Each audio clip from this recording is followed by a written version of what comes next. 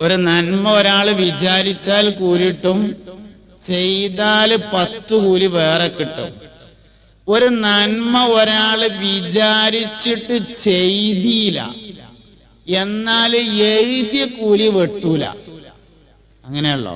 അപ്പൊ അടുത്ത കൊല്ലം ഹജ്ജിന് പോകണം തീരുമാനിച്ചു നമ്മൾ. അപ്പൊ നമുക്ക് ഒരു ഹജ്ജിന്റെ കൂലി എഴുതി. പോയില്ലാന്ന് കരുതിയിട്ട് ആ എഴുതിയ കൂലി വെട്ടൂല. പോയാല് 10 ഹജ്ജിന്റെ കൂലി ഏറെ എഴുതും മാത്രം. ഒരു തിന്മ ഒരാള് വിചാരിച്ചാൽ ശിക്ഷയില്ല, ചെയ്താലേ ശിക്ഷയുള്ളൂ. ഒരു ശിക്ഷയും ഉള്ളൂ. നന്മക്ക് 10 കൂലിയുണ്ട്, 70 കൂലിയുണ്ട്, 70,000 കൂലി കിട്ടുന്നുണ്ട്. ഇങ്ങനെ ഒരുപാട് കൂലി കിട്ടുന്നുണ്ട്. ഒറ്റ കൂലി ഒന്നിനും പറയണില്ല. ഒക്കെ 20, 25, 70 അങ്ങനെയൊക്കെയാണ് പറയണത്. ഒരാള് ഫർള് നിസ്കാരം ജമാഅത്തായിട്ട് നിർവഹിച്ചാൽ 24 ഇരട്ടി കൂലി കിട്ടും. ഫർള് നിസ്കാരം ഒരാള് തലമറച്ച് നിസ്കരിച്ചാൽ 25 നിസ്കാരത്തിന്റെ കൂലി ഏറെ കിട്ടും. ഒരു ചെലവുമില്ല.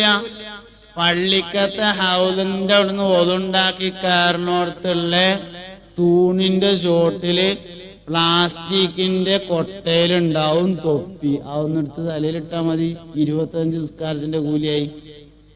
അത് വെള്ളിയാഴ്ച ജുമാ നിസ്കാരാണെങ്കിൽ 70 ജുമയുടെ കൂലി ഏറെ കിട്ടും. ഞാൻ പറഞ്ഞതല്ല, മുഹമ്മദ് നബി സല്ലല്ലാഹു അലൈഹി വസല്ലം പറഞ്ഞതാണ്.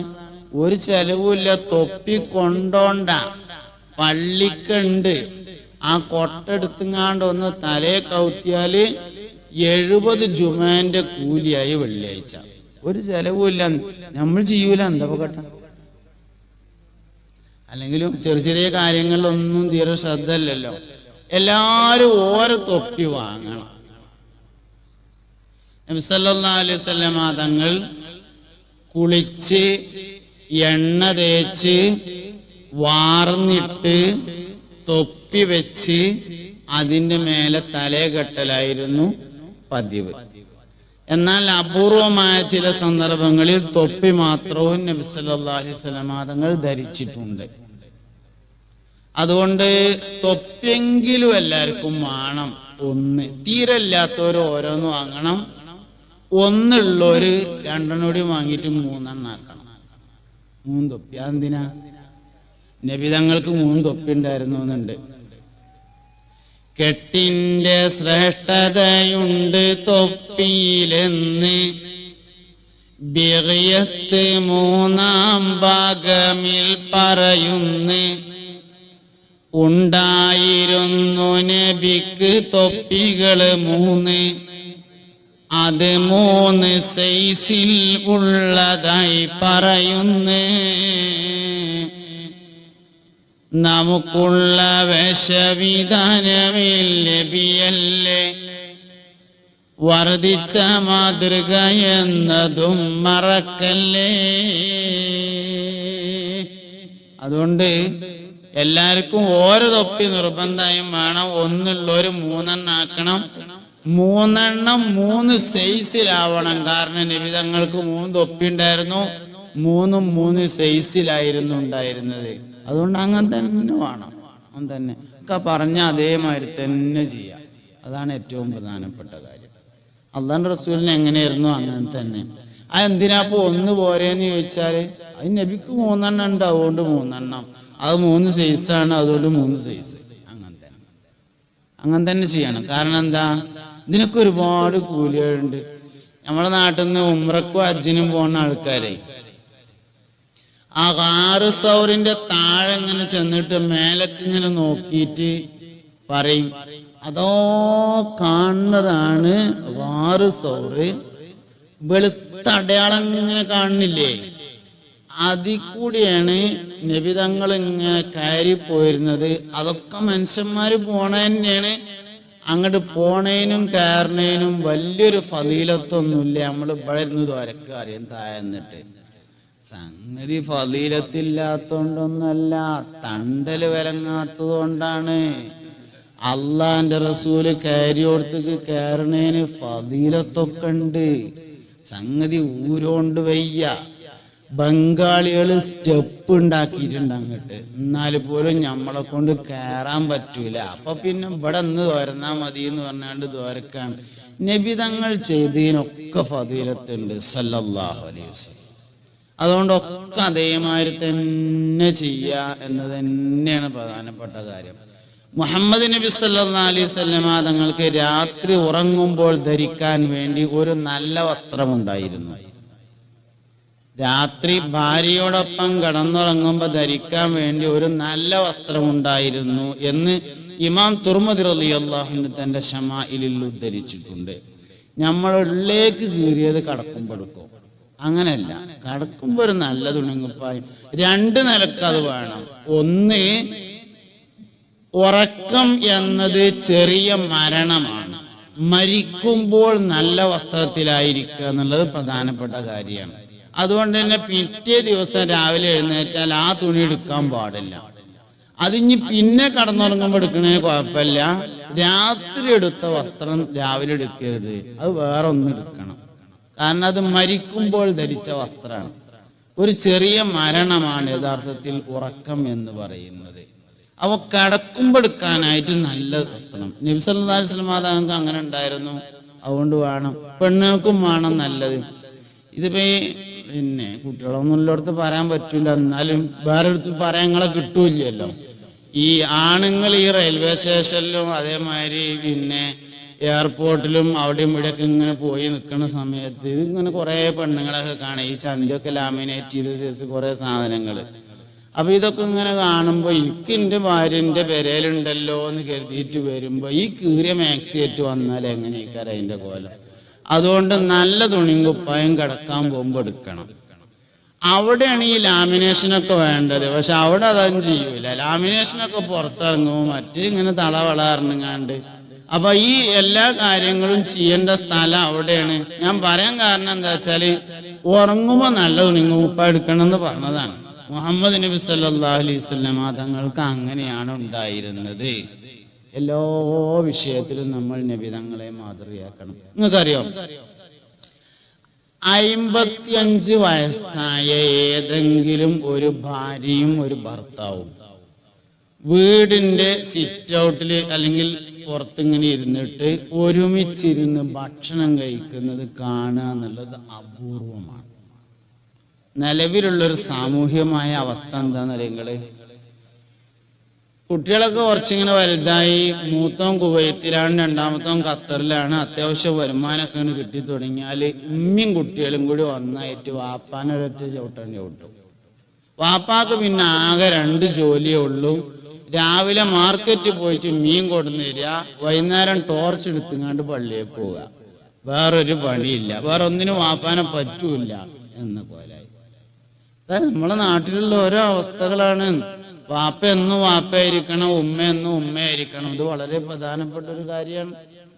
നമുക്ക് ആ വിഷയങ്ങളിലൊന്നും യാതൊരു ശ്രദ്ധയില്ല, യാതൊരു ശ്രദ്ധയും നമുക്കില്ലാതാണ്. അപ്പൊ ഞാൻ ചോദിച്ചത്, 55 വയസ്സായ ഏതെങ്കിലും ഒരു ഭാര്യയും ഒരു ഭർത്താവും സിറ്റ് ഔട്ടിലിരുന്ന് ഒരുമിച്ച് ഭക്ഷണം കഴിക്കുന്നത് കാണുക എന്നുള്ളത് അപൂർവമാണ്. എന്താ? നബി സല്ലല്ലാഹു അലൈഹി വസല്ലം തങ്ങള്, ആയിഷ ബീവി പറയാണ്, നബി തങ്ങൾ രാവിലെ പാല് കറക്കും. മുഹമ്മദ് നബി സല്ലല്ലാഹു അലൈഹി വസല്ലം രാവിലെ പോയിട്ട് പാലിറക്കും. അപ്പൊ നബി തങ്ങൾ പാലിറക്കുമ്പോ ആയിഷ ബീവി കട്ടൻ ചായ ഉണ്ടാക്കിക്കാരെന്ന നമുക്ക് തോന്നുന്നത്. അങ്ങനെയല്ല, അന്ന് കട്ടൻ ചായ ഉണ്ടാക്കണ പരിപാടിയൊന്നുമില്ല. ആയിഷ ബീവി വെറുതെ ഇരിക്കുക തന്നെയാണ്. നബി തങ്ങൾ പാലിറക്കും.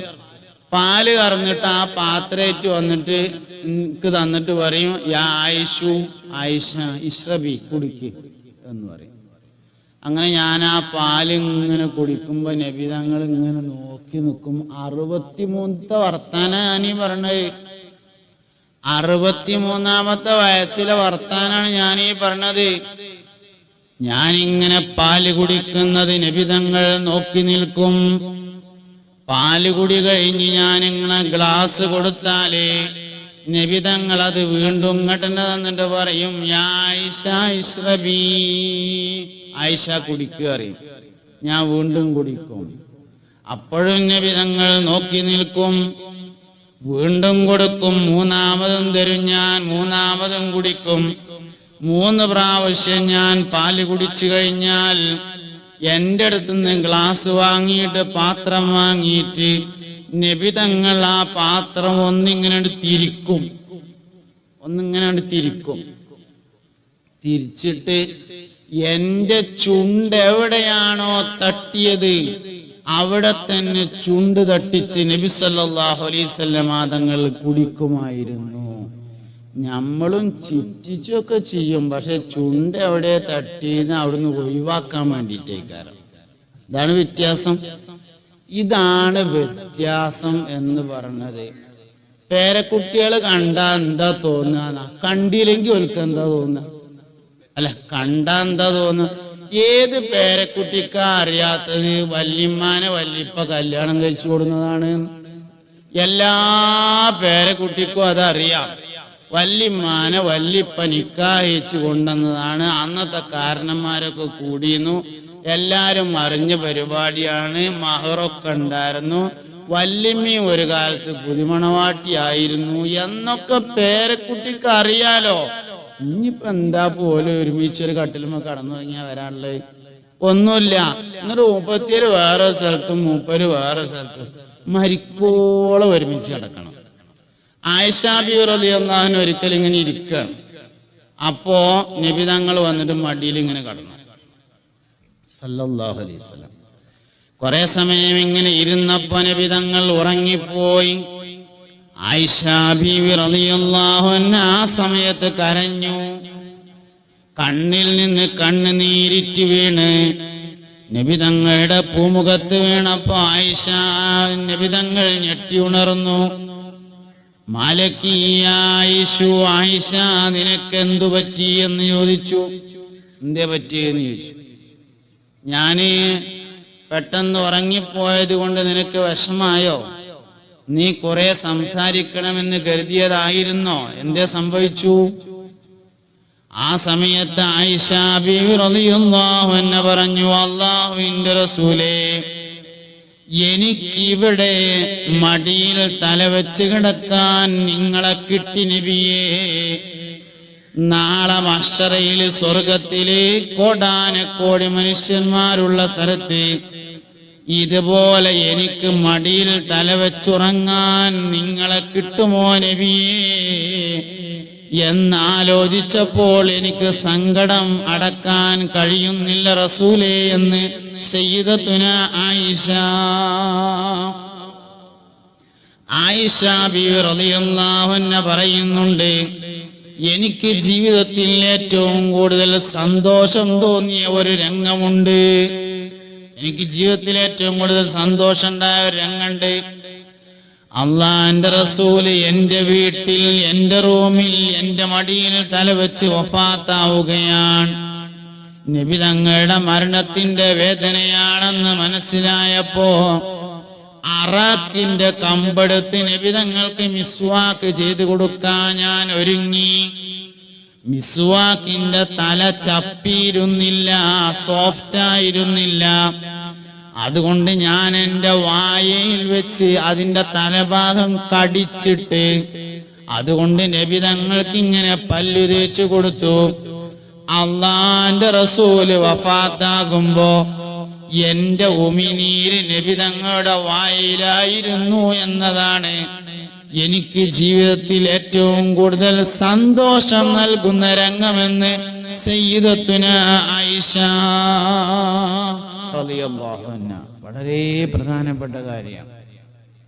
ബഹുമാനപ്പെട്ട ഖദീജ ബീവി റളിയല്ലാഹു അൻഹ നബി തങ്ങളുടെ ആദ്യത്തെ ഭാര്യയാണ്, ഉമ്മഹാത്തുൽ മുഅ്മിനീൻ. അള്ളാഹു അവരുടെ കൂടെ നമ്മളെ സ്വർഗത്തിൽ ഒരുമിച്ച് കൂട്ടട്ടെ.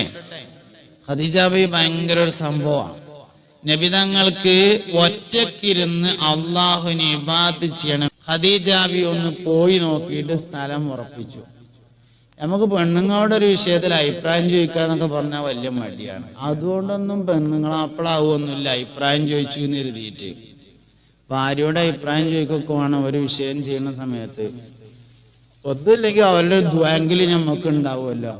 ഒരു വിഷയത്തിൽ ഒരാളോട് അഭിപ്രായം ചോദിച്ചു എന്ന് എഴുതിയിട്ട് മോശമാവൊന്നുമില്ല. അതൊക്കെ നമ്മൾ വെറുതെ ധാരണകളാണ്.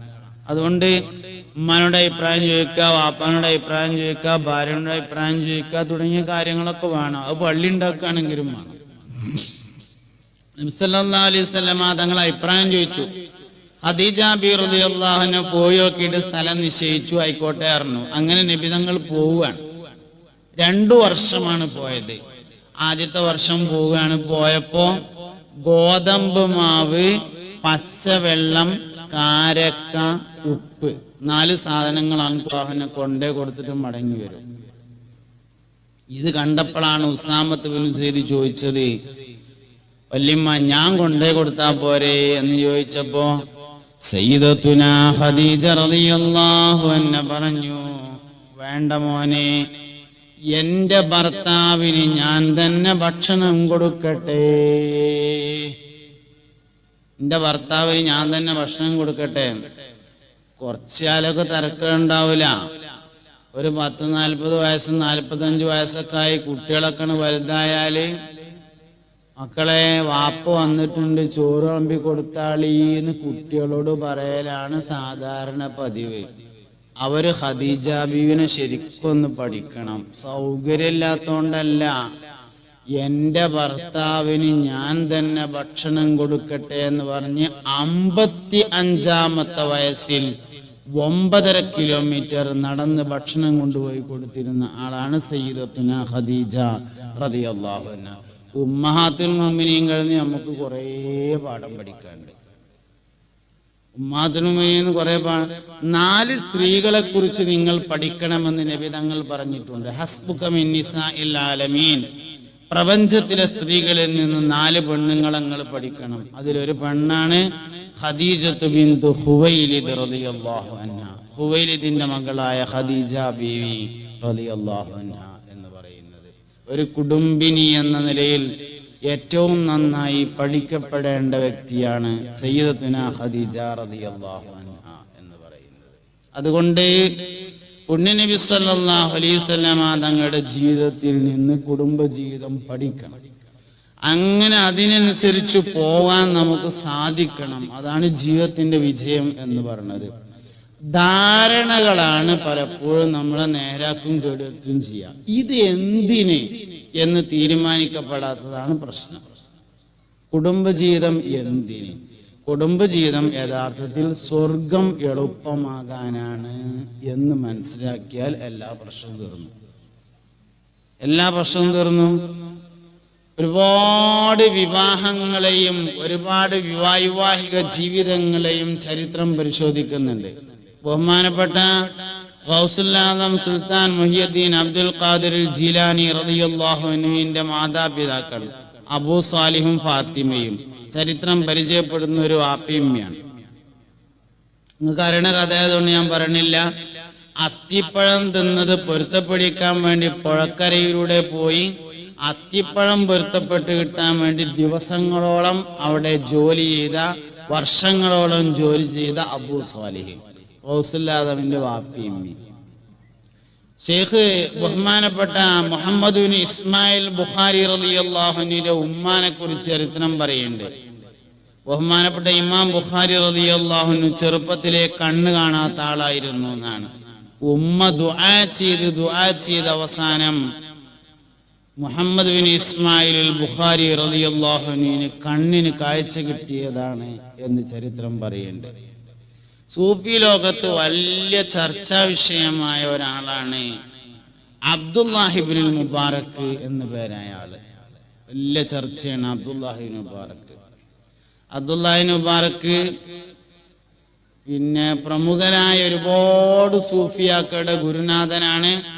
ഗൗസുൽ ആദമിന്റെ ഗുഞ്ഞത്തുൾപ്പെടെയുള്ള കിതാബുകളിലൊക്കെ അബ്ദുല്ലാഹിബ്നുൽ മുബാറക്കിന്റെ ചരിത്രം, അദ്ദേഹത്തിന്റെ വാചകങ്ങളും സ്റ്റേറ്റ്മെന്റുകളൊക്കെ ഉദ്ധരിക്കുകയും ചെയ്തിട്ടുണ്ട്. മഹാനവറുകളുടെ ചരിത്രം എന്ന് പറഞ്ഞത് നൂഹ് ബിൻ മറിയം എന്ന പേരായ ഒരാളുണ്ടായിരുന്നു. നൂഹ് ബിൻ മറിയം എന്ന് പറഞ്ഞിട്ട് വലിയൊരു പൈസക്കാരൻ്റെ ഒരു മുതലാളി. ആ മുതലാളിയുടെ തോട്ടത്തിൽ ജോലി ചെയ്തിരുന്ന അടിമയായിരുന്നു മുബാറക്ക്. ഒരു ദിവസം നൂഹ് മുതലാളി തോട്ടം സന്ദർശിക്കാൻ വേണ്ടി ചെന്നു. തോട്ടത്തിലൂടെ ഇങ്ങനെ ചുറ്റിക്കറങ്ങി വന്ന് ക്ഷീണിച്ച് ഇരുന്നപ്പോ മുബാറക്കിനെ വിളിച്ചിട്ട് പറഞ്ഞു, മുബാറക്കെ, നമ്മളെ തോട്ടത്തിൽ നിന്ന് നല്ല മധുരമുള്ള ഒരു പഴം കൊണ്ടുപോവാ, എനിക്ക് കഴിക്കാനാണ് എന്ന് പറഞ്ഞു. അലി മുബാറക്ക് ഇങ്ങനെ പോയിട്ട് നല്ലൊരു പഴം കൊടുത്തു. തിന്നു നോക്കുമ്പോ ഭയങ്കര പുളിയാ. ഇതെന്താ ആളെ കളിയാക്കണത്? മധുരമുള്ള ഒന്ന് കൊണ്ടുപോവാ എന്ന് പറഞ്ഞു. രണ്ടാമതും പോയിട്ട് വേറൊന്ന് കൊടുത്തു. കാണാനൊക്കെ നല്ല രസമുണ്ട്, പക്ഷെ ഭയങ്കര പുളിയാ. മൂന്നാമതൊന്ന് കൊണ്ടുവന്നെടുത്തു. അതും പുളിയായപ്പോ നൂഹ് മുതലാളി ചോദിച്ചു, അല്ല മുബാറക്കെ, എത്ര കാലമായി എൻ്റെ തോട്ടത്തിൽ നീ പണിയെടുക്കാൻ തുടങ്ങിയിട്ട്? ഇപ്പോഴും ഈ തോട്ടത്തിലെ മധുരമുള്ളതേതാ പുളിയുള്ളതേതാ എന്ന് നിനക്കറിയില്ലേ എന്ന് ചോദിച്ചു. അപ്പൊ പറഞ്ഞു, മുബാറക്ക് പറഞ്ഞു, മുതലാളി, ഈ തോട്ടത്തിലെ മധുരമുള്ളതും പുളിയുള്ളതും നോക്കാൻ നിങ്ങൾ എന്നെ ഏൽപ്പിച്ചിട്ടില്ല. ഈ തോട്ടത്തിന്റെ സംരക്ഷണമാണ് നിങ്ങൾ എന്നെ ഏൽപ്പിച്ചിട്ടുള്ളത്. നേരത്തെ ഉത്തരവാദിത്ത ബോധത്തെ കുറിച്ച് പറയണ്ട. ഇവിടെ വലിയൊരു സംഗതിയാണ്. ഒരു മനുഷ്യനെ ഏൽപ്പിച്ച പണിയെടുക്കുക, ഏൽപ്പിക്കാത്ത പണി എടുക്കാതിരിക്കുക എന്നൊക്കെ ഉള്ളത്. ഉമർ റളിയല്ലാഹു അൻഹു ഒരിക്കലും മദീന പള്ളിയുടെ ചെരുവിൽ നിന്ന് കുട്ടികൾ കരയുന്നത് പോലത്തെ ഒരു കരച്ചിൽ കേട്ടു എന്നാണ്. സഹാബികൾ ചെന്ന് നോക്കുമ്പോ ബഹുമാനപ്പെട്ട അമീറുൽ മുഅ്മിനീൻ ഉമർ ബിൻ ഖത്താബ് റളിയല്ലാഹു അൻഹു തലയിൽ ഇങ്ങനെ കൈകെട്ടിയിട്ട് ഭയങ്കര കരച്ചില്. അപ്പൊ സഹാബത്ത് ചോദിച്ചു, അല്ല അമീറുൽ മുഅ്മിനീൻ, എന്തിനാ നിങ്ങൾ ഇങ്ങനെ കരയണതെന്ന് ചോദിച്ചപ്പോ കൈ ഇങ്ങനെ കാണിച്ചു കൊടുത്തു. ഇത് അങ്ങോട്ട് നോക്കി.